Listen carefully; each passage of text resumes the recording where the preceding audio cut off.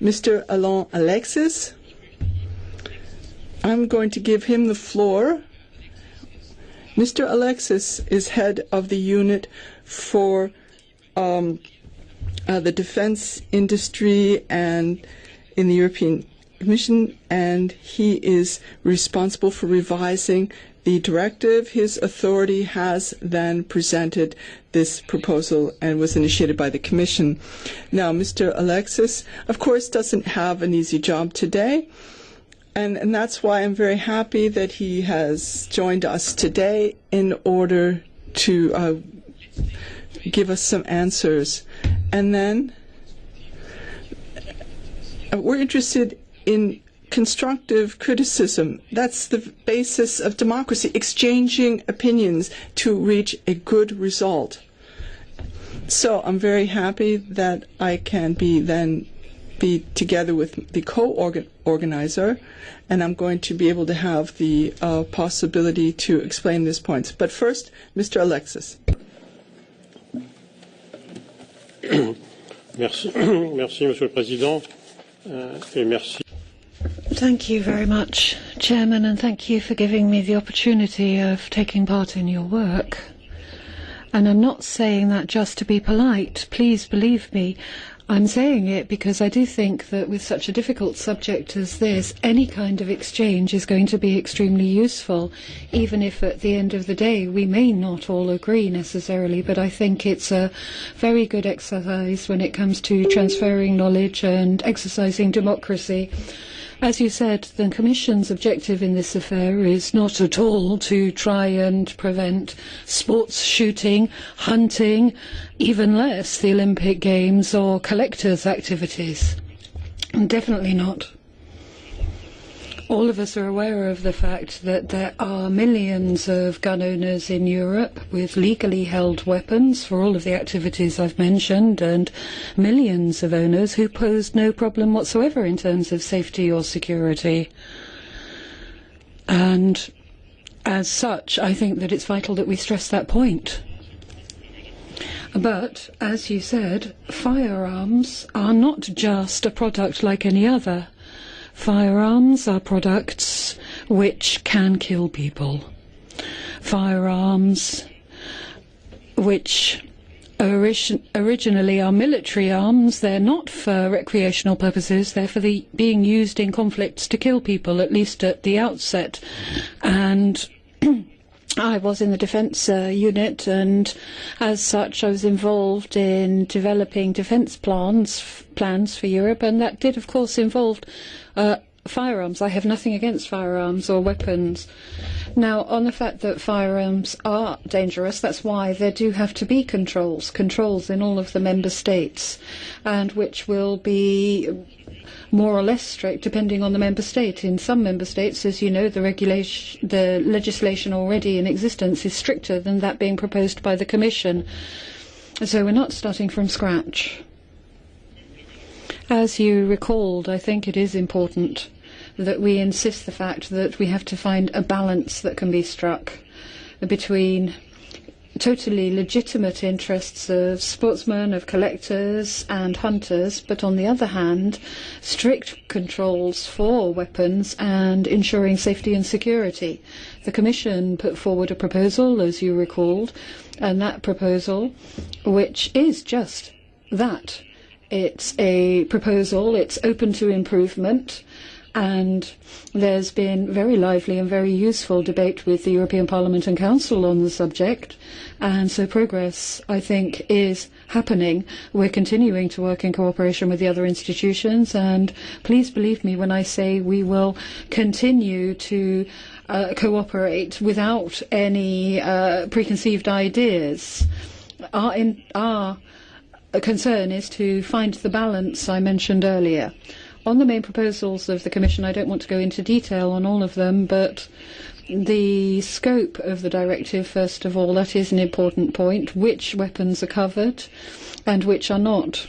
This is not just a theoretical exercise, because obviously the weapons that aren't covered, or the activities that aren't covered, will fall outside not of just of the category of weapons, but everything else as well. The marking, for example, requirements, the marking requirements.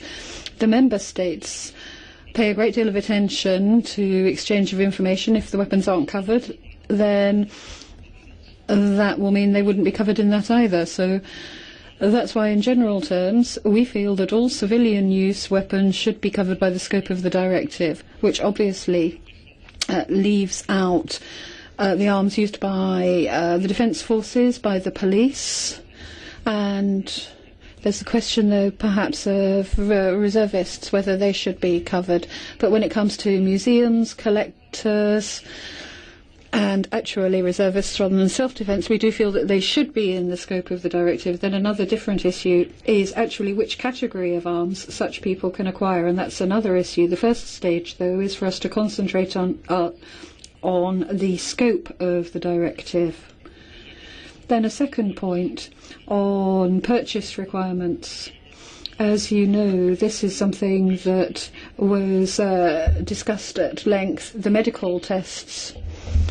Now, this was something that actually quite surprised us. We didn't expect to get such a reaction about the medical tests, because as we were talking about firearms, an example that I counted on is, for example, if I take my glasses on, I can't see you in the room, so before you give me a firearm, perhaps you can check I can see what I'm aiming at.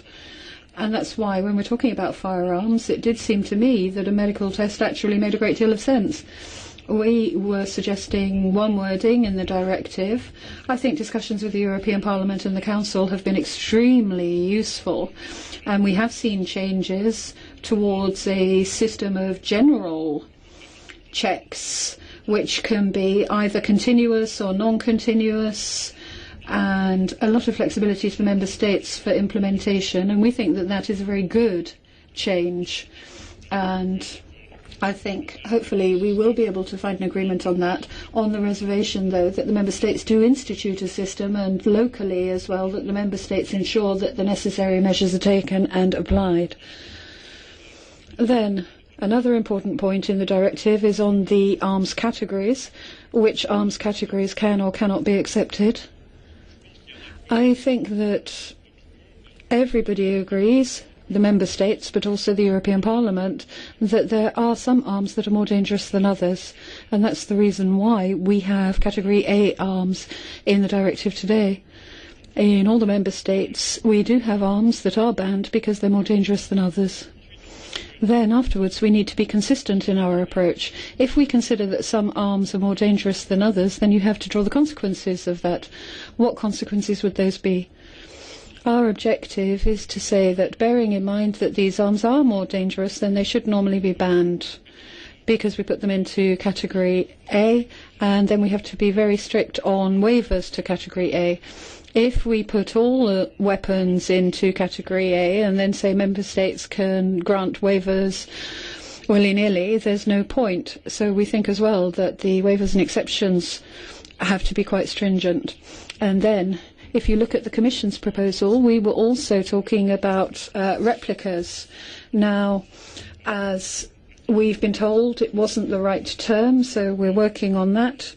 And we think that the work that's been done in the Council and also in the European Parliament is moving in the right direction on limiting the magazine's capacity, which was one objective.